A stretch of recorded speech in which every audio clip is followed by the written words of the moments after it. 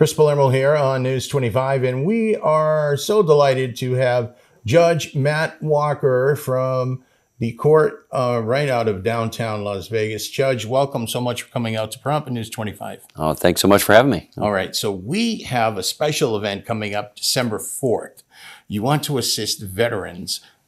Now, this is, let's say, specifically a legal-centric kind of event, or we are also talking about social services you could maybe assist them with?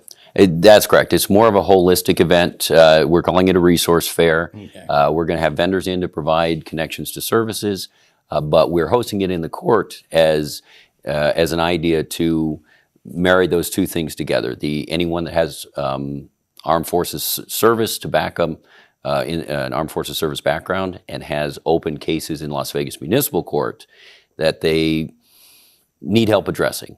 Maybe they have obligations that they haven't satisfied, financial obligations, court obligations, and they're just not sure what to do with their case to get things back on track. We want to see those folks come in. They may have cases in warrant. Maybe they missed a court date and they're not sure how to approach that. We want to see those folks come in and give them a chance to get back on track. Inaugural event, right? It is, yeah. This is the first time we're hosting an event of this type. Municipal Court has bench warrant quashing events in the past, but those are primarily aimed at indigent defendants. Okay. I preside over our Veterans Treatment Court, and so one of the things as the presiding judge over that court is I want to help armed forces veterans that maybe don't qualify for our court, but that could still use assistance in our criminal justice system. And so we kind of came up with this idea of doing a veteran-centric case management an event. So it sounds like your brainchild, your idea? It is. I'm working in partnership with the Armed Forces Chamber, and they're reaching out to a lot of their contacts so that we can make sure, like I said, the idea is we do want, when folks come in, we want them to be able to handle not just whatever pending criminal matters they have, but also whatever shortfalls or whatever challenges they're facing when it comes to everyday life skills. Okay, so warrant quashing. Now, we were kind of half joking where someone may come in front of you on this date, on December 4th, and it's not like you look at them and say, "Oh, I like the way you look, you're good, you're all set." No, I mean, we do want it to be a little bit informal. That's anytime somebody comes in for something like this, if they are in warrant, there's always a concern. I don't want to just show up and end up in cuffs. The point of this event is not to execute warrants. It's to address how the qualifying veterans got off track to begin with.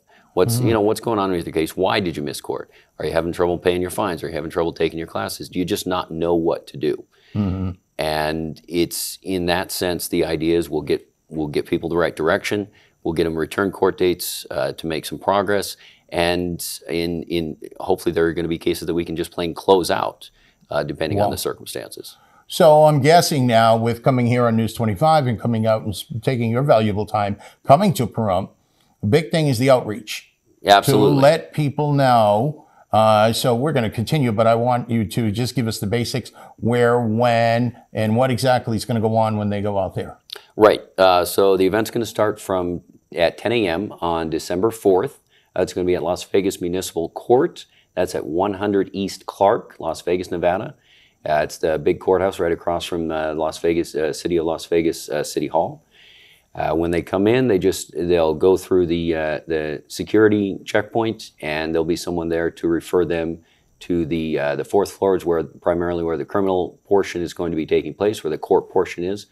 And vendors will be placed throughout the courthouse. So they'll be directed to the appropriate service provider, depending on what they need. Any RSVP required, or you just want people to show up, right? At this point, we don't have an RSVP active. Okay. But when people come in, we'll do an intake process with them. I see. To see to see what it was that brought them down to begin with.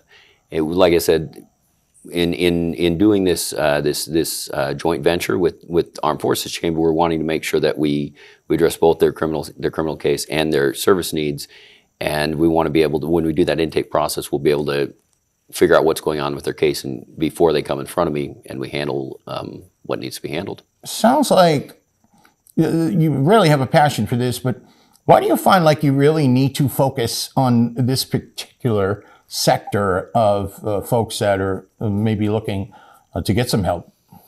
Well, like I said, I oversee our Veterans Treatment Court. It deals with criminal defendants that have unaddressed substance use and mental health needs, and those needs that that arise from their service have brought them in front of us. It's a year to 18-month program. We give them the skills they need to be able to manage those challenges and get themselves back to being functioning members of society. Because I oversee the court, I get a lot of referrals from our other courtrooms of defendants that do have service history, that do have needs and challenges that they're struggling with, but maybe don't meet the criteria for the court for one reason or another. Okay. And the idea with this event is broadening the net to help, again, because I see probably 2 or 3 defendants a week that are being referred from other courtrooms that that are facing challenges that, again, maybe don't fall under the rubric of the program itself. And so the idea is I'm seeing there is a lot of need coming through our court for supportive services from the court, even if people don't necessarily meet the criteria for that more intensive program. How much psychology is involved in your job on a day-to-day basis? I don't pretend to be anything other than law trained, but there's certainly a lot that goes into it, and I've got a good support team for the program. But there's a lot of supplemental education that all of us judges that oversee specialty courts have to undergo, so that we can look at it from that sort of clinical standpoint and do things with our specialty courts that we may not normally do. Understanding people's limitations, how to address people that have substance use issues, and what they will and won't be able to do in tackling those problems. Let me ask you, would you recommend folks, if they want to come out to this, that are in need of this fair, I guess we'd call it, or event, to come with maybe a support staff, a friend, family member, or should they come alone? Or what do you think? I think it's a great idea to have somebody come with them. There's going to be a lot of information available, a lot of different opportunities for everyone that comes out. And I think having someone along with them, somebody that can kind of help double check and help them remind them of all the things they've learned. And maybe, I don't want it to be too overwhelming, but because we are going to have so many resources there, the more eyes and ears they bring with them, I think the better. Okay, so finally, we're talking about Judge Walker. You're in Nye County. Of course, we're a Las Vegas television station also.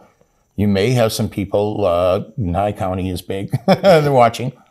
They're welcome if their court if their case falls in the jurisdiction or not. Should they come see you at this event or not? Absolutely. So, and I appreciate the chance to clarify. So when it comes to criminal cases, the only cases that we're going to be able to address are cases that are in Las Vegas Municipal Court.